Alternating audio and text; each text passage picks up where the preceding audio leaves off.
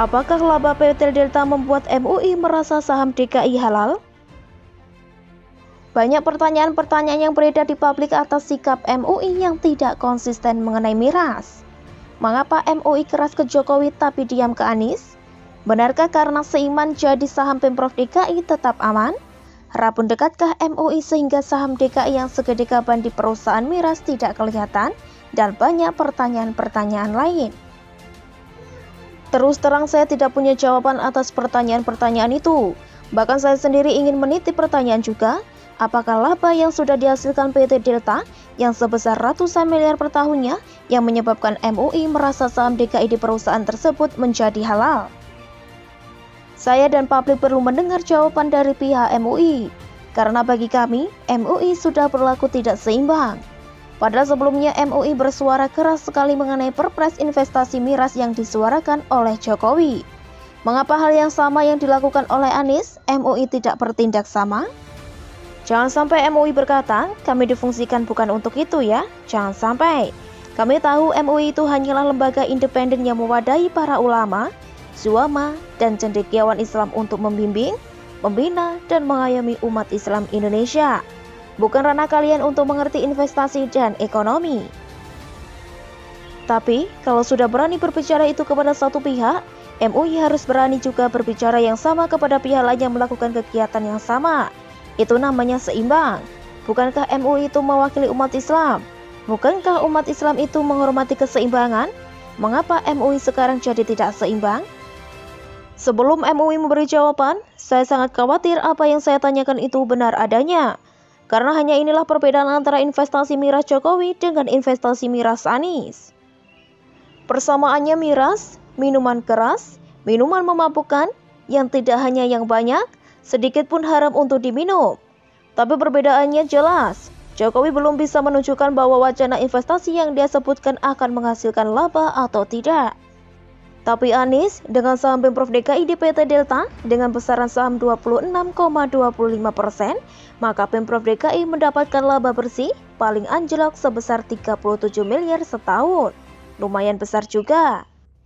Tapi kalau karena Anies sudah menunjukkan keuntungan dari saham sedangkan Jokowi belum, lalu investasi Anies dianggap halal sedangkan investasi Jokowi harus dilarang. Saya kira ini tidak baik untuk jadi tontonan ratusan juta umat di negeri ini. Ini sama saja dengan MUI mencontohkan jiwa mendua dalam berbangsa dan bernegara, jiwa mentiga bahkan. Jiwa pertama mereka hadir sebagai pengayom umat Islam, jiwa kedua sebagai penyerang Jokowi, jiwa ketiga sebagai pembela Anies. Wah, harus bagaimana saya memandang MUI kalau begini? Makanya siapapun yang bisa mempertanyakan ini ke MUI harap disampaikan agar MUI bisa memberi kita pencerahan. Karena tanpa pencerahan, saya khawatir nama baik MUI akan tercoreng ke depannya. Apalagi kalau saham Pemprov DKI masih akan tetap ada di tahun-tahun mendatang. Bisa-bisa MUI dipandang oleh warga Jakarta hanya galak pada orang yang tidak disukainya, tapi lembut kepada orang yang menghasilkan keuntungan. Pertanyaannya, sebenarnya keuntungan itu buat siapa sih?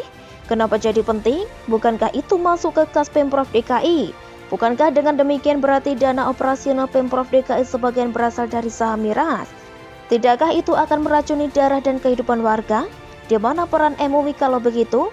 Bukankah mereka dibentuk sebagai pengayom umat? Di mana pengayomnya kalau warga dihidupi dengan saham miras mereka malah diam saja? Saya jadi ingat dulu ada anekdot yang sering diceritakan di antara teman sepermainan. Ada seorang ustadz yang pulang dari tempat beribadah. Di tengah jalan dia melihat anaknya sedang bermain judi dengan teman sebayanya. Hei, Tong, ngapain lo di mari? Main judi ya? Si anak diam saja karena takut. Dia cuma bisa menunjukkan kartu domino di tangannya.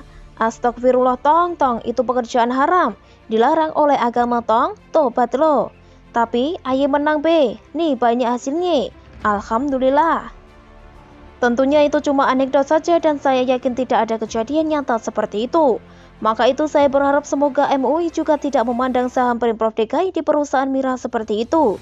Jangan mentang-mentang ada untungnya, jadi sahamnya dipandang halal.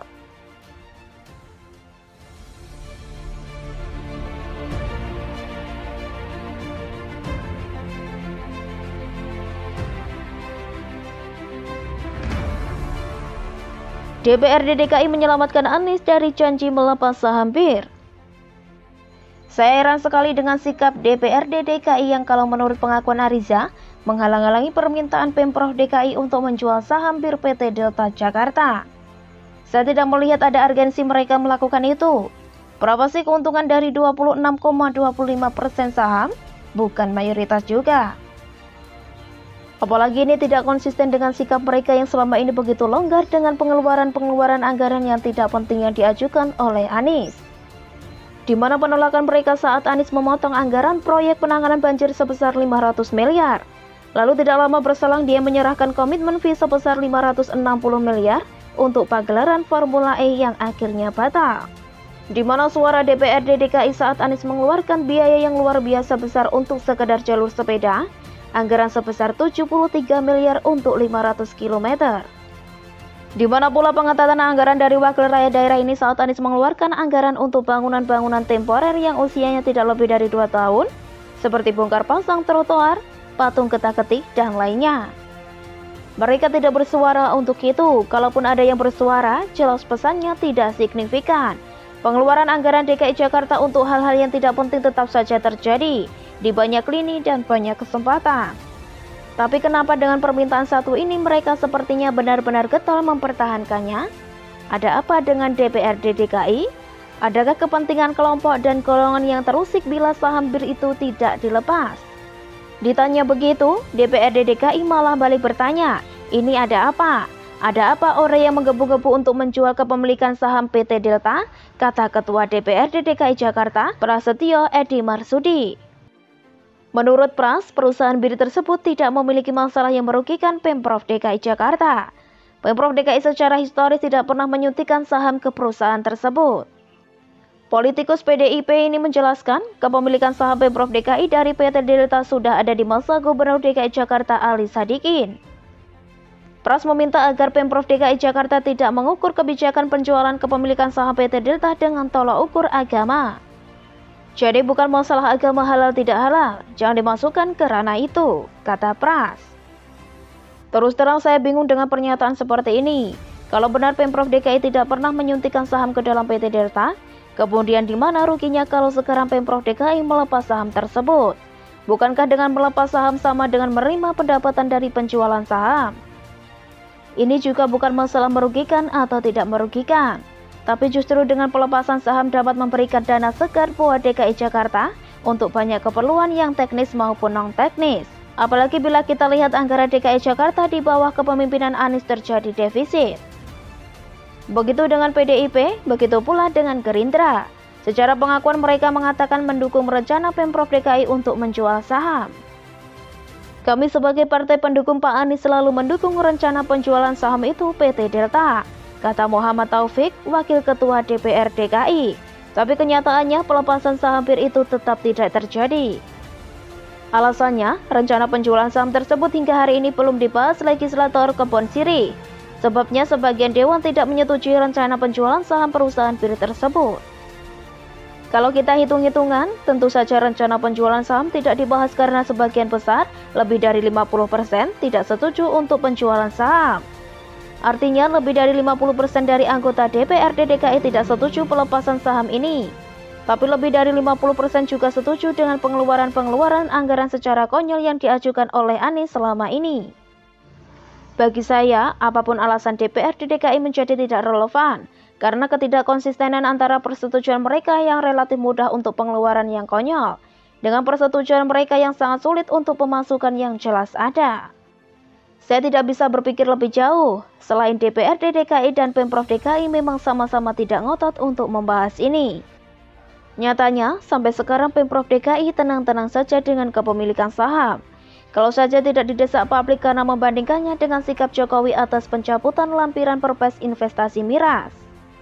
Begitupun DPRD, tidak cukup kuat usaha mereka untuk menjadikannya ini pembahasan prioritas di dalam ruang dewan dibandingkan kasus Monas yang ecek-ecek itu. Saya pikir Pemprov DKI memang tidak ingin melepas saham ini, walau itu janji Anies kala kampanye dan sikap DPRD DKI yang senada menyelamatkan mereka dari tagihan janji tersebut.